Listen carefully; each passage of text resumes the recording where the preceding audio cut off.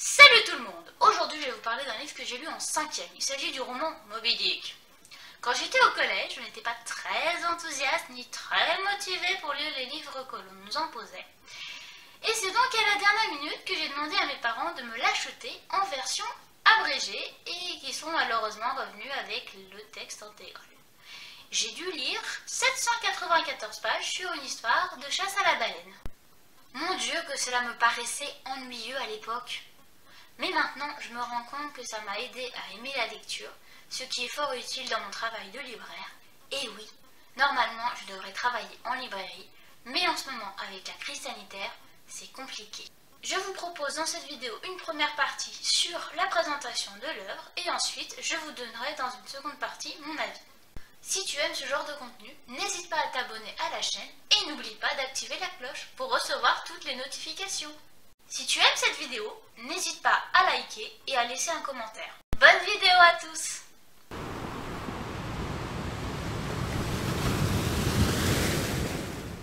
Moby Dick est un roman écrit par Herman Melville, auteur américain né le 1er août 1819 et mort le 28 septembre 1891 à New York. Moby Dick est paru en 1851 aux États-Unis et en France, il est paru en 1928. Dans ce roman, nous suivons l'histoire d'un narrateur qui s'appelle Ismaël. Il décide de prendre le large et embarque sur un baleinier qui se nomme le Pequod. Le baleinier est dirigé par le capitaine Ahab, qui a décidé de partir pour une chasse à la baleine particulière.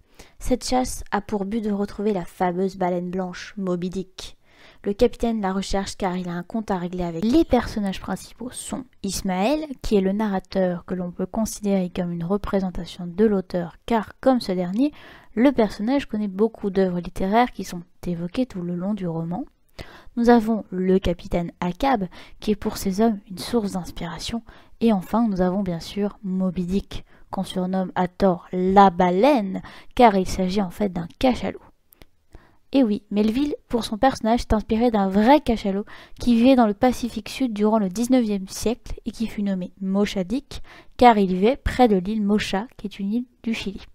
C'est un roman qui prend place dans un lieu clos, à savoir un baleinier. Melville y mélange de nombreux types de romans. On retrouve donc les thèmes du roman d'aventure, ceux du roman d'initiation et enfin ceux du roman épique.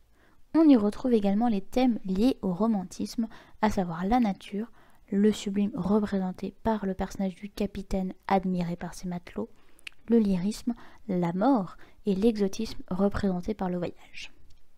Il y a également de la philosophie et de la métaphysique. On retrouve pour finir des références bibliques. Le prénom du narrateur, Ismaël, qui est un personnage de la Genèse et du Coran, premier fils d'Abraham, qu'il a eu avec Agar, qui était la servante de son épouse Sarah, et donc demi-frère d'Isaac. Le nom du capitaine Ahab, ou Ahab, qui dans la Bible fut roi d'Israël entre 874 et 853 avant Jésus-Christ. Sa vie est développée dans la Bible, dans 6 chapitres des livres des rois, qui fait partie des livres des prophètes, qui est une partie importante de l'Ancien Testament. Il est représenté comme un roi impie et violent. Et le Léviathan, qui est ici représenté par Moby Dick. Le Léviathan est un monstre marin qui apparaît dans les psaumes, le livre d'Isaïe et celui de Jacob. C'est un monstre colossal dont la forme n'est pas précisée. Il est souvent considéré comme l'évocation d'un cataclysme effrayant, capable de bousculer l'ordre établi, voire de provoquer la fin du monde. Melville, pour écrire son roman, s'est beaucoup inspiré de sa vie, car pendant plusieurs années, il a travaillé sur un baleinier. Il s'est aussi inspiré d'autres auteurs romantiques, comme Lord Byron, auteur britannique né en 1788 et mort en 1824, ou encore de l'auteur Washington Irving, auteur américain, né en 1783 et mort en 1859. Pour l'histoire de la baleine blanche, il s'est inspiré de l'histoire de l'Essex, baleinier, qui fut attaqué par un cachalot. Et maintenant, on se retrouve pour mon avis. Lorsque je l'ai lu, il m'avait barbé. Je trouvais que 794 pages sur une histoire de chasse à la baleine, c'était non seulement ennuyeux, mais surtout trop long. Mais avec le recul, je me rends compte que c'est un livre magnifique, digne d'intérêt. Grâce à lui, on voyage, même plus que ça. On fait partie de l'équipage et on participe à cette chasse à la baleine. Selon moi, il permet aussi de comprendre beaucoup de choses sur la nature humaine, surtout celle-ci face à Mère Nature, et que parfois on ne peut pas se venger de quelque chose de plus fort que nous. Merci d'avoir regardé cette vidéo.